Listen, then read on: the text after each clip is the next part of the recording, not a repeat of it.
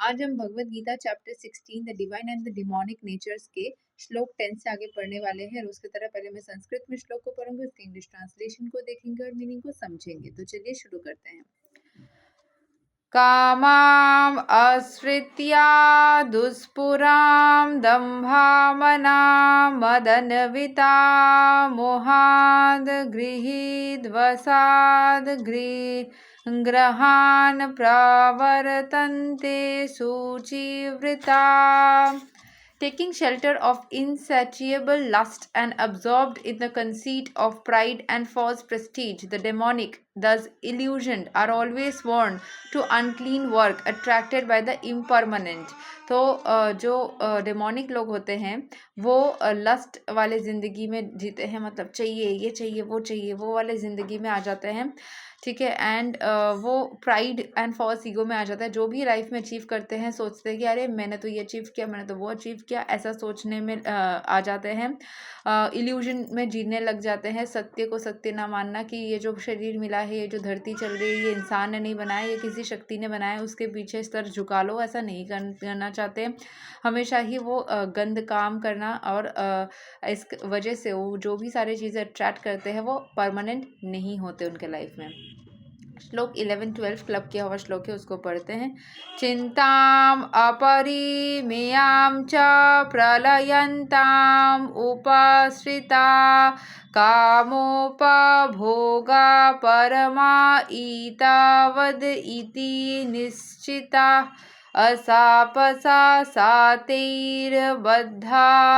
कामक्रोधा परयन् ना इहन्ते कामा भोगर्थाम अन्याये नरथा संचयान। They believe that to gratify the senses in the is the prime necessity of human civilization. उनको लगता है कि खुद की इच्छाओं को पूरा करना सबसे ज़्यादा इम्पोर्टेंट है। Thus, until the end of life, their anxiety is immeasurable. इसीलिए हमेशा एंशियस रहता है, ये होगा कि नहीं, ये होगा कि नहीं, क्योंकि वो शांत नहीं होते। उनको अगर अपनी इच्छाओं को पूरा करने के पीछे भागने की ज़रूरत ही नहीं है, तो वो जो भी मिल रहा है उसमें वो शांत रहेंगे और उनकी मेंटल पीस बनी रहेगी। पर मेंटल पीस क्यों नहीं बनी रहती? क्योंकि चाहत बहुत ज़्यादा है और मिलता उतना नहीं है। सो thus until the end of their life their anxiety is immeasurable. तो इसीलिए एंग्जाइटी बहुत ज़्यादा है। Bound by a network of hundreds of thousands of desires, इतनी ज़्यादा डिज़ायर बढ़ जाती है। देखो डिज़ायर्स की कोई कमी नहीं है, जितना चाहोगे। आज मान लो कुछ ज्वेलरी है तो कल एक गाड़ी चाहोगे, गाड़ी है तो बंगला चाहोगे, बंगला मिल गया तो सुंदर उसकी डेकोरेशन चाहोगे, सुंदर डेकोरेशन मिल गई तो फिर मतलब कुछ ना कुछ चाहते रहोगे, कुछ ड्रेसेस चाहोगे, ये चाहोगे। So this loop always goes on, desires कभी ख़त्म नहीं होती। जैसे शिव और पार्वती का एक सीरियल में देखती हूँ, तो जो देवों के देव महादेव है उसमें भी जैसे मैंने देखा था, पार्वती देवी के बारे में बताया जा रहा था कि उनकी इच्छाएं मतलब ये चाहिए वो चाहिए, महादेव से वो इच्छाएं रखती जा रही थी। तो महादेव ने बोला तुम मायाग्रस्त हो गई हो पार्वती, तुम मतलब सिंपल इतना ज़्यादा चाहते क्यों रखते हो? क्योंकि माता रानी या जो फीमेल एनर्जी है वो योग माया ही है, तो वो इच्छाओं की भंडार है। तो वो जब भी किसी में घुसना स्टार्ट करता है तो वो इंसान चाहतों के अंदर पीछे इतना भागता है कि वो खत्म ही नहीं होता और चाहतों को पूरा ना होने के कारण दुखी हो जाता है। चाहत पूरी हो जाती है तो नए चाहत चाहिए, या फिर क्यों पूरी हो गई, अब ये रहेगा कि नहीं, ये खराब तो नहीं हो जाएगी, इस चीज़ का चिंता रहता है। So, bound by a network of hundreds of thousands of desires and absorbed by lust and anger, they secure money by illegal means for sense gratification. तो वो इतना ज़्यादा उनकी इच्छा बढ़ जाती है, गुस्सा बढ़ जाता है कि किसी न किसी तरीके से वो पैसे को जुगाड़ करने के लिए लग जाते हैं और कभी कभी इलीगल मीन्स से भी वो पैसे जुगाड़ करने के लिए लग जाते हैं, ठीक है। तो जब भी हम मैनिफेस्ट भी करते हैं वो भी चाहत है, और इसीलिए मैनिफेस्ट में लेट गो का एक पार्ट रहता है जिसमें तुम मन में इच्छा तो रखो और उसके पीछे हवस मत पैदा करो, लस्ट मत पैदा करो, गुस्सा मत पैदा करो, तब वो चीज़ पूरी नहीं होगी, तुम पागल बन जाओगे। इच्छा तो रखो, फिर उसके बाद उसको लेट गो कर दो, वो ऑटोमेटिक। देखो इच्छाओं को रखने से प्रॉब्लम नहीं है, बट इच्छाओं के पीछे पागल होने से प्रॉब्लम है। You can have a wish, you can get it and you should B okay with it. तुमको हैप्पीनेस में या डिस्ट्रेस में, जो भगवद गीता का मेन एक इंपॉर्टेंट श्लोक में बोला जाता है, श्लोक नंबर मुझे याद नहीं है, बट जो बोला जाता है वो बता देती हूँ कि you should be equally situated in happiness and distress. तुम्हारे लाइफ में दुख हो तो भी तुम्हारे इमोशंस जो होंगे, तुम्हारी लाइफ में सुख हो तो भी उतने ही इमोशंस होने चाहिए, क्योंकि जब हम सुपर खुश होते हैं ना तभी हम नेगेटिविटी को अट्रैक्ट करते हैं और हमें नज़र लगती है और चीज़ें खराब होती है।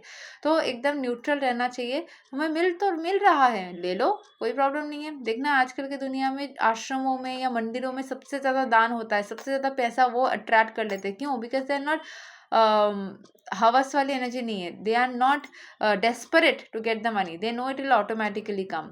तो भगवान की मूर्तियाँ जहाँ बैठी है, उनके मंत्रोच्चारण होता है, वहाँ पे पैसे ऑटोमेटिकली अट्रैक्ट हो जाती है। जहाँ विष्णु है वहाँ लक्ष्मी है, इसीलिए क्योंकि विष्णु को किसी बात की चिंता नहीं है कि मेरे को मिलेगा या नहीं, ऑटोमेटिकली मिलता है। That's the rule of law of attraction की चीज़ें automatically, Bhagavad Gita law of attraction पे ही काम करती है।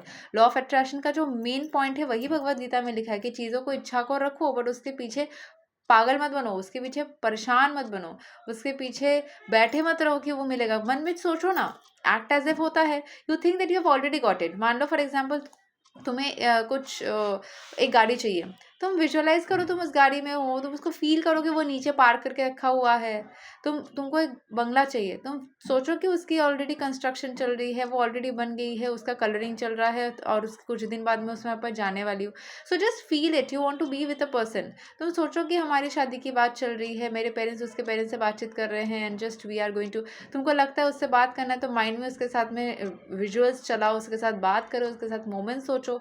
No problem in that, you should be very calm and okay with everything. उनको खुश रहने के जरिया बताया जाता है, how to stay peaceful, that's a priority.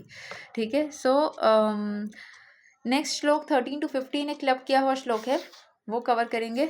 इदाम अद्या माया लब्धाम इमाम प्रापस्यै मनोरथाम इदाम अस्तिदाम आपि में भविष्यति पुनर्धनाम असौ माया हता शत्रुर्हनिष्यै चापराम आपि ईश्वरोऽहम् अहं भोगी सिद्धोऽहम् बलवान् सुखी आद्यो भिजानवान् अस्मि कोऽन्योऽस्ति सदृशो माया यकस्यै दस्यामि मोदिष्या इति अज्ञानना विमोहिता। The demonic people thinks, so much wealth do I have today, and I will gain more according to my schemes. So much is mine now, and it will increase in the future more and more. He is my enemy, and I have killed him, and my other enemies will also be killed. I am the Lord of everything. Ahankar. False ego. I am the enjoyer. I am perfect, powerful, happy. I am the richest man surrounded by aristocratic relatives. There is none so powerful and happy as I am. I shall perform sacrifices. I shall give some charity, and thus I shall rejoice.